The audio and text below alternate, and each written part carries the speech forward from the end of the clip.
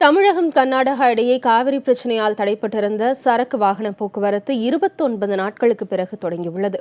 கூடுதல் விவரங்களை செய்தியாளர் பழனிவேலிடம் கேட்கலாம். பழனிவேல், தமிழகம் கர்நாடகா இடையே வாகன போக்குவரத்து தொடங்கியிருக்கிற நிலையில இரு மாநில எல்லைகள்ல என்ன மாதிரியான சூழல் நிலவுது?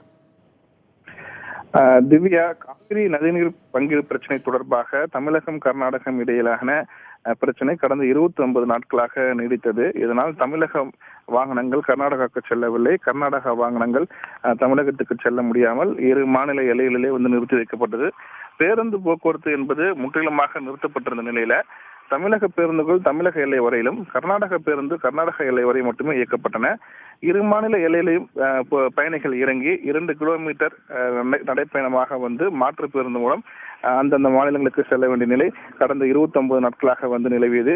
தற்பொழுது காவிரி நதிநீர் பிரச்சனையில் ஒரு சுமூக தீர்வு ஏற்பட்டு நீதிமன்ற உத்தரவுகளுக்கு அடுத்து போக்குவரத்தானது தற்பொழுது ஒரு இயல்பு நிலையை திரும்பிக் கொண்டது. முதல் கட்டமாக இன்று காலை முதல் தமிழக பதிவின் கொண்ட வாகனங்கள் கர்நாடகாவுக்குள் அனுப்பப்பட்டு வருகிறது. லாரிகள், அதாவது குறிப்பா சொல்ல போனீங்கன்னா பெங்களூர் வழியாக வட மாநிலங்கள் செல்லக்கூடிய லாரிகள் ஏராளமான ஆயிரக்கணக்கான லாரிகள் ஓசூர் எல்லை மற்றும் சின்னாறு போன்ற கிருஷ்ணகிரி மாவட்டத்தில் பல இடங்களில் கடந்த 29 நாட்களாக நிறுத்தப்பட்ட லாரிகள் தற்பொழுது கொஞ்சம் கொஞ்சமாக கர்நாடகா மாநில வழியாக இயக்கப்பட்டு வருகிறது. திவ்யா, காரணமா வர்த்தகம் எந்த அளவு பாதிக்கப்பட்டு இருந்தது பழனிவேல்?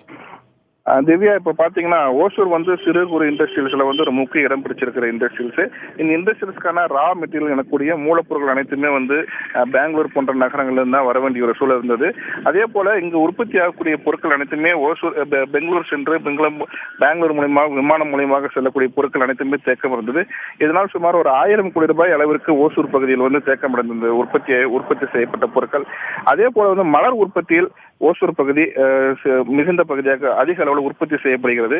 இந்த பகுதியிலிருந்து ரோஜா மலர்கள் பெங்களூர் சென்றுதான் ஏற்றுமதி செய்யப்பட வேண்டும். தற்பொழுது இந்த போக்குவரத்தினால் பெரும் அளவில் விவசாயிகள் பாதிக்கப்பட்ட நிலையில தற்பொழுது வாகன போக்குவரத்து என்பது விவசாயிகள் மத்தியில் ஒரு நல்ல வரவேற்பா இருக்கு. திவ்யா.